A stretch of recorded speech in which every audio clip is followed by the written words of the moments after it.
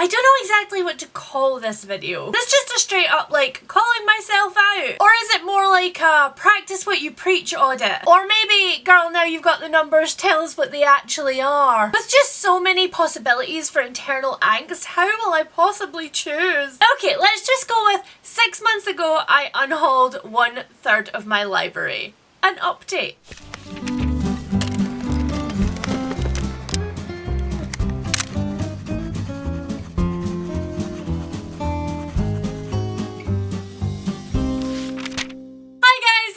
And welcome back to another video. Can you guys actually believe that it is almost 6 months to the day when I published my I unhauled 1/3 of my library video, and confess to you guys that for months before that I had been rigorously, systematically cataloguing my collection, evaluating its worth to me and my brain and my soul, and I guess kind of the space in my house, and amassing the biggest unhaul that I have ever done on my channel ever. In that video I unhauled 503 books. I took my collection from 1,618 books down to 1,115 books. And my god, it was painful. Although bringing you guys that video was an absolute joy, because by the end of that process, I was so sure about what I was doing. I was so content with my collection. I was so excited for the books that I had chosen to keep and the new books that I was bringing into my house. And I was genuinely the most proud of myself that I had been in a really long time. But how, I hear you ask,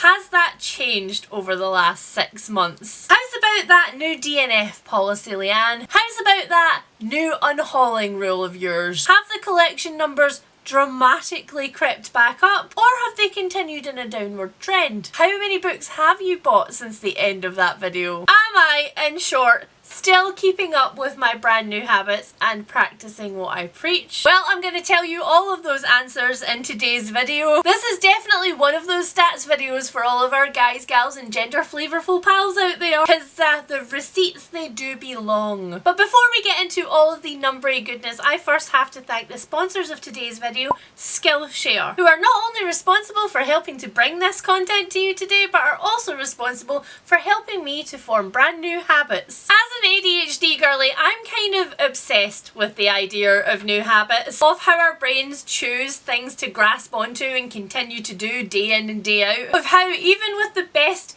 intentions in mind, we can still somehow not achieve the goals that we set up for ourselves. Because let's not get it twisted, BookTube is a community of creative people, and it's easy to get stuck in a creative rut even with the things that you absolutely adore. But for me, that's where Skillshare has come in. In case you have never heard of Skillshare before, it is the biggest online learning community out there. Skillshare provide thousands and thousands of classes for you to learn new skills or brush up on your favourite hobbies. And these classes are led by industry professionals, people who do this for a living. I have used Skillshare off and on for years and I am a massive fan, but they have now brought out the best thing that I have ever seen from them, and it is called a learning path. Learning paths are curated classes, a set of classes across the whole platform by all different creators. By having lots of different teachers, lots of different teaching styles and lots of different visuals, you are guaranteed to pick up double the amount of techniques, to have double the amount of good ideas. So in what spare time I do have, I've been indulging myself in creative productivity. This is a learning path which helps you to kickstart and maintain any creative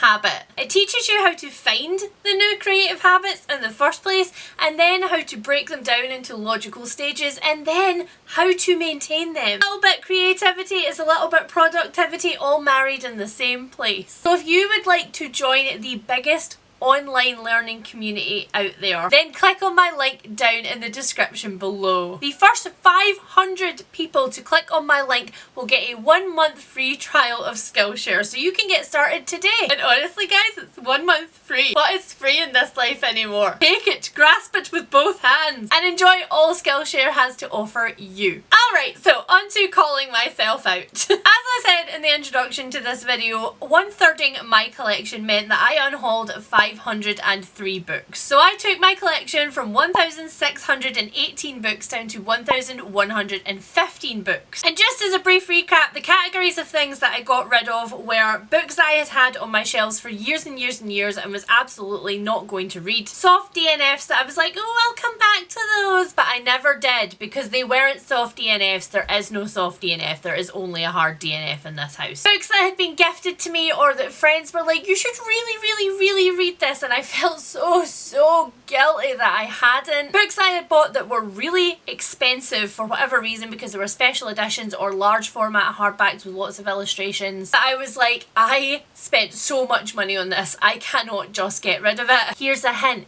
Yes, you can actually get rid of anything you want to at any time. And it's only a thing. It is a stuff. It is an object. It has no feelings. And once it is gone from your life, you will never think of it again. And even if you do think of it, it doesn't matter. It's just a stuff. Oh yeah, and books that I desperately wanted to like because some of my favourite people liked them and I wanted to join in the joy and I had FOMO. All of those things left my house. So obviously, since we finished that video, we got the final numbers on my 2023 bingo board from hell, and we discovered that I did get a couple of bingos, but I didn't get many in the big boxes. And I'm now 2 months into my bingo board from hell 2024, which is a board that is playing much closer attention to the individual categories of books that exist on my shelves, like series books, like rainy day books, like TBR veterans, books that previously I didn't really know were issues because quite frankly I could not see the woods from the lots of dead paper behind me. But the proof is in the pudding, you guys. How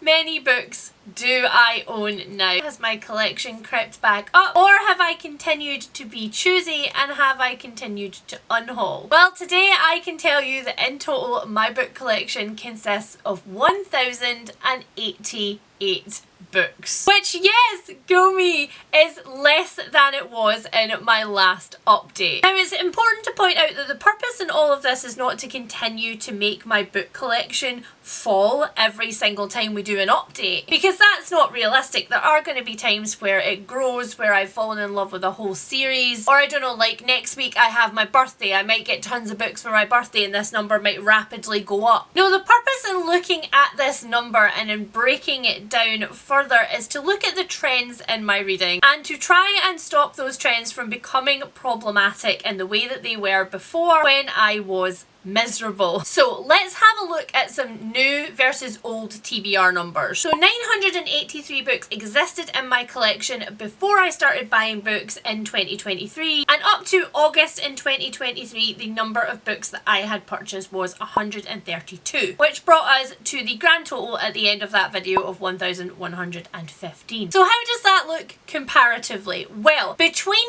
August 2023 and December 2023 I had continued to chip away at my collection, and I was sitting at the very end of December with this amount of books. So my collection came down from 1,115 to 1,077, and we know that today at the end of February in 2024 it's sitting at 1,088, which means that so far this year in 2 months I have bought 11 books. Who is she? Literally, has there been a body swap? Am I a pod person? Is it even me talking to you right now? I can honestly tell you straight up, without having any of the numbers prior to 2023, that by this point in the year, 11 has never been the number of books that I have bought. And that is thanks entirely to this box on my bingo board, because I am now looking at the books that I'm bringing in so much more critically. I'm looking through them not just through the lens of like, is this interesting? Do I want to own this? Would I maybe read this one day? But instead through the lens of literally, am I going to read this year? And again, I want to say there's absolutely nothing wrong with the former. There's nothing wrong with buying some books that you think to yourself, I'm probably not going to read that this year, but I want it. Or like special edition books that you might not get to this year, but you're going to lose the chance to own them if you don't purchase them now. Or books that you've just gone for the hell of it, I deserve a little treat today. There's nothing wrong with any of those things. It's just that for me that had become a problematic amount of books. That had become, instead of cheering myself up with 1 or 2 books, let's cheer myself up with 10 books. And it was unsustainable, not just in terms of space here, but space in my brain and also financial cash for me. 2024 is a year of saving for me in a way that I have never as an ADHD adult ever saved before in my life. And cutting down on buying books, as well as cutting down on buying quite a few other things in my life, has really made a difference to that. I'm now looking at books which aren't special editions and aren't sort of limited in any way as like, if I want to read that, I can purchase it at any time. It's not going anywhere. It's a book that is published. It's a book that's out there. It's not going anywhere. If I want to read it tomorrow, I can go buy it tomorrow. And getting possibly a little too deep into this for a video about the amount of books that I own, I've realised that in my life I have like a scarcity complex. I grew up in an extremely impoverished environment and I've taken that attitude through into all other areas of my life. If I don't buy it immediately when I have the resources, I'm scared that I'm never going to be able to have it. That, my friends, is a logical fallacy. Now realistically, who knows how many books I might end up buying by the end of the year, but in looking at the numbers that I now have, I think, even though we might not be able to predict a number, I think we might be able to predict a type and some of the genres. And for the first time ever, I'm also going to tell you the amount of unread books in my collection. I don't think I've ever done that before. And I'm gonna further call myself out with that. So in order to create this video in the first place, I had to painstakingly catalogue my collection. I had to go through every single shelf again and count. If you want to see that video and all of the shenanigans contained there, and you can go to my Patreon because I uploaded that as an exclusive video for them. Literally me running around shelves being accosted by cats at all times. It was a good time, but it was also a long time. So I can now bring you a complete breakdown of my collection. First of all, let's have a look at my 2023 numbers. Here they are in all their glory. You can see that in 2023 I had slightly more paperbacks than I had hardbacks, but the numbers were quite close to each other because I am I actually prefer a hardback book to a paperback book. I know, get a shock. The controversy. She likes to read the least convenient format the most. Ho ho ho. Somebody somewhere in the making up of my DNA came with a sense of irony. You can also see the top 3 collections that I owned in 2023. They were my horror, gothic and dark academia collection, my non-fiction collection coming up short behind, and then of course my ever increasing fantasy section with 228 books. And I suppose that's not surprising given that most fantasy books are not standalones and are instead series, and so there are multiple books by the same author in the same world they are. Now let's take a look at my 2024 owned books. For a start, you will see that there are now more categories on this chart, and that is because I genreify my collection. All of my books here are in their own separate genres, but what I realised when I published the video last time around was when I counted them, I actually didn't genreify my counting, meaning that instead of counting all of the books by like which of these books are fantasy, which of these books are horror,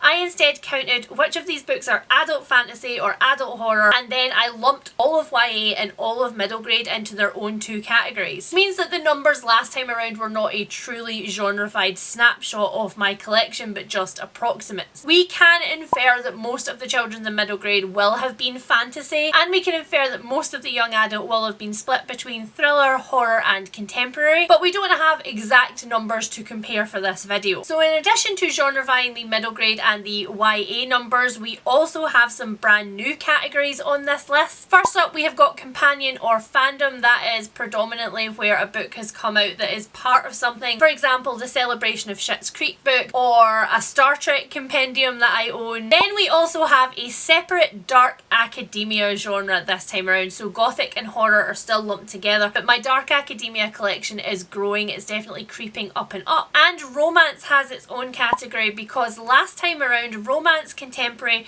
historical fiction, I think were all kind of lumped together. So we definitely have more categories on this list, and some of the numbers will have been made smaller as a result of taking those categories apart. But we can now see from these numbers my top 3 again. Sitting at number 1, unsurprisingly, once again, is fantasy with 240 books. Then we have non-fiction, and finally my horror or gothic fiction, which is sitting at 447. So what are we looking at in terms of percentage differences? Where have we had massive increases and where have we had massive decreases? Well, if you look at my genre changes, you can see that some of these have held steady, but others are wildly different. Some of the categories, like literary fiction, have had such a dramatic drop, a 44% drop in this case, because they have been split apart. But some of them, like poetry and plays, with a 56% decrease, and others like classics and modern classics with a 31% decrease, are literally and honestly just because I have culled so many books in those categories. Again, shelf space in my library is at a premium. I do not want to add any more bookcases to my house, and so I have learned to be very, very choosy about what I keep. My criteria for what I keep, once again, is am I going to read it again? Did I absolutely adore it? Is it a special edition, or is it sentimental in any way? If it's a physical book and it doesn't meet any of those criterias, it goes bye-bye. And again, I get asked quite often, do I regret unhauling so many books from my collection? And I can honestly say that the only times that I have ever regretted doing that were when I let go of my original Farseer and Live Ship Traders trilogies that I had that were my particular copies of those books. I've learned in this process that there is also space for sentimentality in my library, and those were sentimental books for me that I can't ever get back. And even if I were to buy other copies of them, they wouldn't A, be in that good of a condition, but B, they wouldn't be like my copies, you know, like that's something I can't get back. And again, you've seen me unhaul a few times over the past like 6 months or so. A couple of books that I've bought more than once in my life and I've just been like, oh, that isn't for me. And I think that's good proof. Like Ancillary Justice, for example. I've unhauled this twice with good intentions when I bought it both times, but it just wasn't for me. And so I think that's good evidence that like most of the books that I get rid of are books that I should legitimately get rid of, and that the books that I repurchase is often not for the right reasons. Now, you will notice another change in my numbers from 2023 and 2024, and that is that I have a new category. So I have hardbacks, I have paperbacks, and I have graphic novels. Now that's quite a dramatic drop from the 480 hardbacks that I owned before, and that is partially because some of those have gone into the graphic novel category, but partially that is because I discovered that the books that I was most unhauling, the books that I was most frequently getting rid of from my collection, often unread, were hardbacks. Books that I had spotted and gone, oh, I really want that synopsis sounds great, pre-order, and then they would just pop through my door indiscriminately throughout the year. And while it's always nice to have a book get posted through your door, it also got a bit stressful for me once I realised that, oh, some of these books are actually just not for me. And in some cases, some of these books are books that I actively hated. A Study in Drowning was a pre-order. If I had picked that up in a bookshop and did my usual, which is like read the first couple of pages of it before I decide that I'm going to commit to buying it, this would never have come home with me. So another massive thing that has changed is that I have stopped pre-ordering as much. I went through my pre-orders with my patrons on a live stream not that long ago, and I think we worked out that all in all I have less than 20 pre-orders for the rest of the year, which is completely unlike me. I'm also just much more free with cancelling pre-orders now when I'm like, I don't know when I'll get to it, even if I do really want it, and so if it's not a special edition, it doesn't need to come into my house right now. So now that we have broken down my collection a bit more completely with giving it new genres and actually properly genrefying all of the books, we can now have a proper look at which books sit where for what audiences, which tells you that unsurprisingly 76.9% of all of my books are adult. Are we shocked? No, we're not shocked. My middle grade books have gone from being in a healthy in the teens number down to like just over 5% of my collection, because quite frankly I have just been very honest with myself and said that I don't reach for middle grade books. I would love to. I would honestly love to still have the whimsy, but it's just not in me right now. I just don't have it, and that's not to say I might not in the future. I might end up going massively on another like middle grade kick somewhere, but for right now I don't see these numbers increasing or changing, except maybe less YA books in my collection in the next update video. Which brings us now really to the read and unread in my collection. Now for 2023's video, I did not give you a real breakdown of my read and unread numbers. I just let you know how many books were in my general collection. It wasn't really like a TBR, even though, you know, I called my collection a TBR. So what are my read and unread numbers? Well, here is the graph with the percentages but without the labels. Can you guess which section is which. I bet you that there are some of you who are shocked out there to discover that the 68.3% on this is read books. And that, my friends, is the really big difference in my collection. I don't have my honest read and unread numbers for before I culled my library by a third last August, because when I looked at the read versus unread, I was shooketh. I was shocked, and I was a little bit ashamed of myself, which is a weird emotion, and it's a silly thing to feel shame over a number, especially when it's like a number of objects. But I think the real reason why I felt shame about that number was that I knew that behind that number there was actually a bigger problem. Behind that number for me was actually poor mental health and ADHD impulsivity and a lot of issues with buying things that I hadn't really pulled apart before. And again, I am not saying that having a big TBR is a problem. I never ever want to have a small TBR. I want to come into my library and look at my shelves and see possibilities, multiple possibilities for multiple different genres. I want to be able to walk up to my thriller shelves and be like, oh, here are 6 unread thrillers that I'm really excited for. Which one do I want? But what I don't want is to be looking at my thriller shelves and being like, okay, here are 60 unread thrillers. Which one do I want to read? Because that's overwhelming. And I also don't want to be adding to those thrillers with 60 new ones coming in a 6-month period, so that there's no way ever that I will ever read all of those books, so that it starts taking up space in my brain as well as in my house. That's my personal choice. That's what's right for me. And I think if we look at this graphic here, where I've actually broken down my read and unread in each of my genres, you can still see that for my like really excited for them genres, for fantasy, for thrillers, for non-fiction, for the genres that I am reading the most right now, you can see that those numbers are the highest. I am the most excited for new books in those genres, and so I have a large percentage of new books in those genres on my shelves, because those are the shelves that have the biggest turnover, so it makes sense. And that's all that I intended to do for this project, is just to make it make better sense for me. So what is the conclusion to all of this? I guess the conclusion to all of this is that I'm happier now. I'm happier with this system. I'm happier with my bingo board from hell 2024, even though it massively stresses me out. I'm happier buying less. I'm happier with a smaller collection. I'm happier being a little bit more decisive about what I allow into my life. And you know what? Maybe that sentiment needs to apply to more areas of my life, but one step at a time. So that's it, guys. That is the end of the update for I unhauled 1/3 of my library, and am I still happy with it? I plan to make these videos a 6-monthly event, so in another 6 months we are going to have another update to see if I'm still happy with it,